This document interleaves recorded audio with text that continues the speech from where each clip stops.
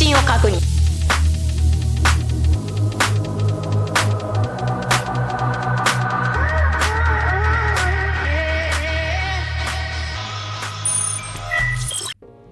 Hi guys, this is AC Gamer back with another video on My Hero Ultra Impact. Now in today's video I thought it would be best for me to go over the strongest characters in the game. Now the reason why I said that is if you saw my last video I was talking about how the JP and the global server technically merged together. So the characters that were released in JP server are currently available in the game. So with the new release of the banner, you can actually go ahead and get so many of the other UR characters. That's what happened with me. I summoned on this banner and I managed to get some of the other characters. I also summoned on this banner as well, the STR banner, just so I can get overall. But yeah, in this game there is a lot of UR characters, so I thought it would be best for me to go over the strongest one. Now there might be a couple I've missed out on, but you're going to notice that even the characters that we told you to reroll for, they are still strong.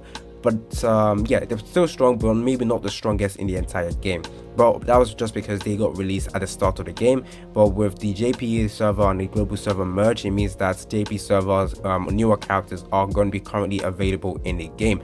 Now the new character we have right now, she is actually very strong, so she will be in this list as well, so that you guys know that you can actually go ahead and summon. However, if you have another specific character, you don't actually need to summon for this banner unless you're trying to go for the different elements. But that is something you shouldn't worry about at the start of the game. So yeah, hopefully you guys like this video. Stay tuned for more content on My Hero Ultra Impact. If you guys saw my previous video where I went over the top 5 video, that's technically outdated because I didn't know that the JP and global were merged. But yeah, hopefully this should clarify which are the strongest characters and stuff like that. So go over to the drop rate because I want to show you how many UR characters there are in the game. So obviously I will probably have a few mistakes or like forget one strong character, so bear with me on that. But look at how many UR characters are available. There's so many Izuku, Midoriya, there's so many Bakugo. So I'm going to be trying to make it clear which characters I'm talking about, so you guys don't get mistaken on which character are strong or not. Now as I talk about those characters, I will not be doing this in order. I'm just going to talk about this few characters that are very strong. It's not in order. I don't know which one is the strongest in the entire game, but hopefully this should be fine. So I will also talk a little bit about the skills and what they're used for, and yeah. So the first character we're going to talk about is All Might, symbol of peace. Now it's not this All Might over here. This All Might, symbol of peace, is a heart type, so the yellow attribute or yellow elements type character. So it's not this one over here that you can get for free technically. Oh, I can actually do a multi, so let's see. Let's go ahead and see if I actually pull anything in this. Oof, this is a oof.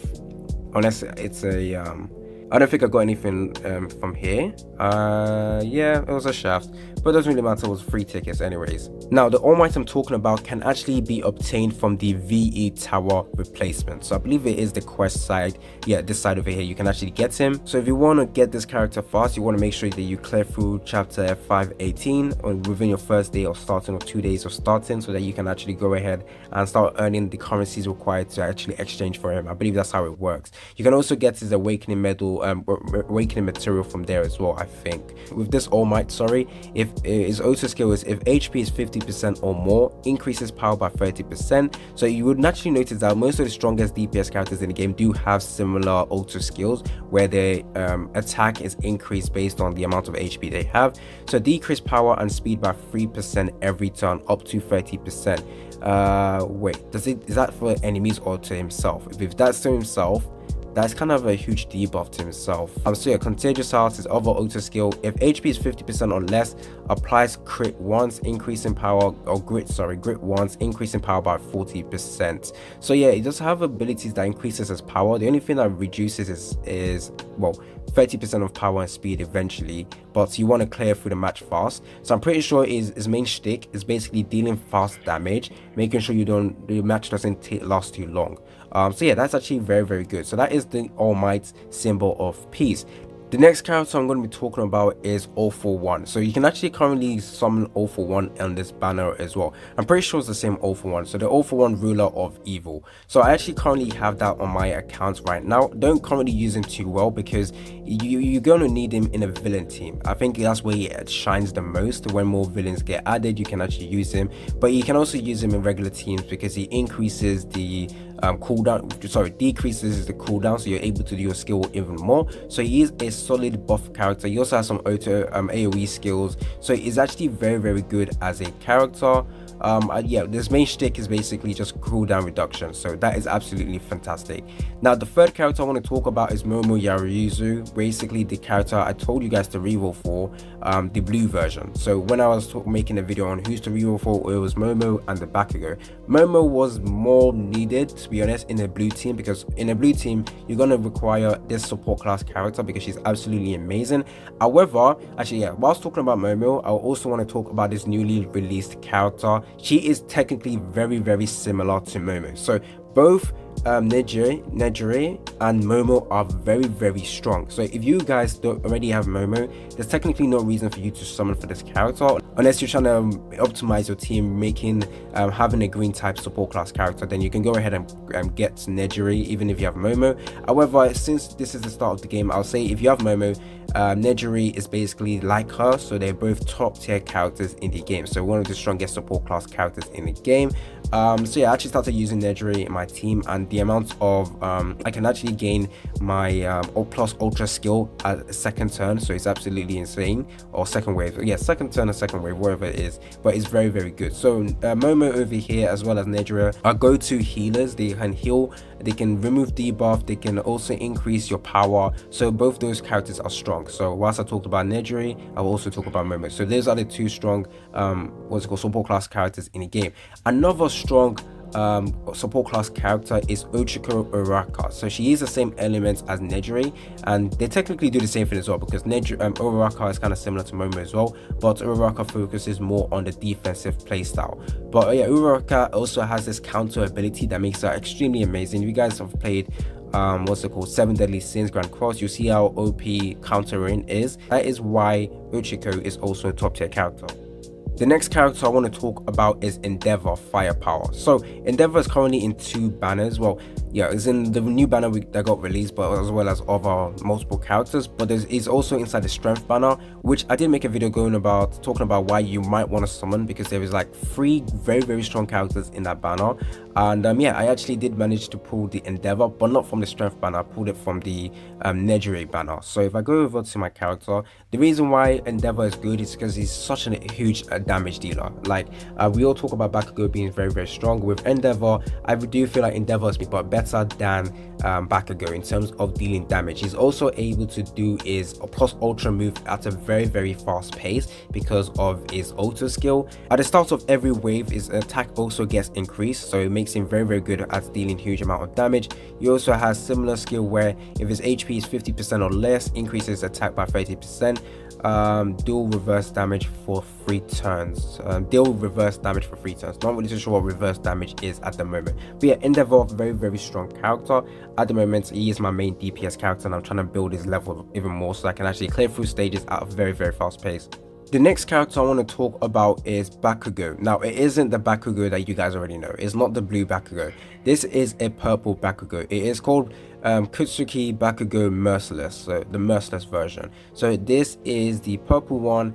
You can actually get this character from the banner. I'm pretty sure he is actually in the current banner right now, as well as other characters as well, but it's going to be very hard for you to actually summon him at the moment. But in the future, when banners come out and you want to summon for the specific character, you can go ahead and do that. He has the ability where he's able to increase his plus ultra gauge by 30%, and he also has the ability to inflict blind and also reduce enemies defense. So he's actually quite similar. That skill is quite similar to the overall, so that is very good. And with his auto skill, skill deals 5% additional damage every turn, up to 40%. So the longer the match goes, I think the stronger he becomes. So increases plus ultra gauge by 40% after 10 turns. So yeah, if the match is lasting a very long time, he's going to be doing this. He's going to be dealing a huge amount of damage. Now this is only once alone, so you can only do this once per match. And he also has another one where another auto skill where at the start of each wave, deal heavy damage for 3 attacks. When HP is 50 or more, increase speed by 30%. Now that's going to be very helpful and important in PvP. So yeah,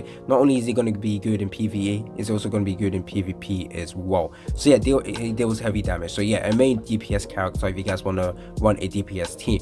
Now the next character we were talking about is the World world hero Izuku Midoriya. Now I don't really want to talk about the world heroes because those are characters you probably won't be able to get at the moment. You can't, and they're not in the recruitment banner, they're not in the fillers, because those are like specific limited type characters. Now the world heroes are basically when the new anime or the movie for the My Hero Academia came out, they released this the movie versions in the game. So the Izuku Midoriya, as well as the Bakugo, the world hero version, as well as Shoto, Todoroki world heroes are so strong. So if you can get them in the future, go ahead and summon for them. I really do hope that they do a rerun banner very soon, because like global version can actually have a go at getting those characters. Now I do believe the JP version is going to be having the anniversary within 2 months. If you guys have your team at the moment, you have your healers, you have your tanks, you have your attackers, I guess you don't really need to summon or wait for this world hero characters, because the anniversary characters will probably be better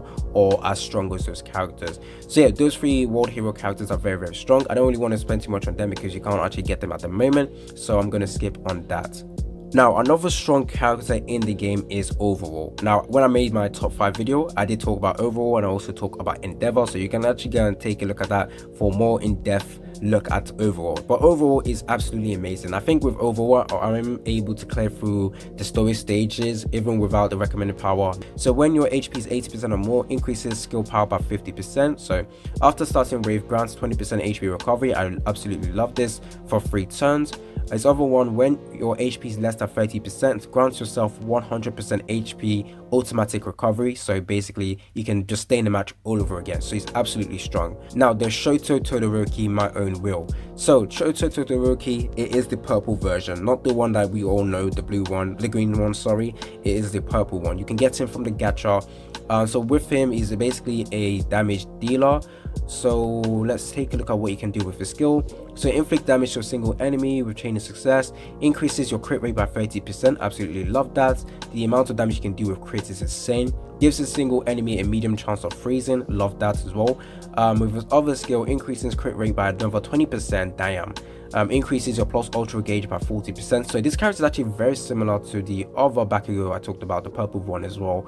Cooldown 6 turns, whatever. Going over to his auto skill, increases your power by 20% 3 turns and speed by 10% 3 turns when a critical hit occurs. So you want to build him with crit. I don't think there's a way to do that, but you want to make sure his crit is increased. You want to do all of his skills first, so that his auto attack, you can actually increase your speed, increase your power. This is absolutely insane. PvP, I can already see this being broken. Going over to the next one, increases your plus ultra gauge by 30%. After the start of the battle, increasing your crit power by 30% when your HP is less than 50. Absolutely amazing. There is other characters I want to talk about, but I'm not really too sure how strong they are compared to the rest of the characters I mentioned. But I believe those are the strongest characters in the game. Obviously the Bakugo, the blue one that a lot of people are re-rolling for, is still very strong. Now in this video, the characters I mentioned are probably like SS tier. The Bakugo is definitely an S tier character. So is the Shoto Todoroki, the green version, is also S tier. The Momo is definitely, like I said, SS tier because of how amazing her heals are. The Kirishima is definitely S tier. If you want to build a red team, he's going to be amazing. If you want to use Overall, you can use Kirishima on your main damage dealer, whether it be in Endeavor. That would be absolutely insane. Actually, so the only character I actually want now is Kirishima or the other SS tier characters I mentioned in this video. Anyways, hopefully you guys actually like this video. Stay tuned for more content on My Hero Academia Ultra Impact. Hopefully you guys are clarified on which characters are the strongest in the game, and yeah, some of them you can actually obtain at the moment if your luck is fantastic, as you're summoning for Nejire over here. It's been your boy AC Gamer. I do have more upcoming videos for My Hero, so make sure you are subscribed, make sure that post notification is on. It's been your boy AC Gamer, and I'm out.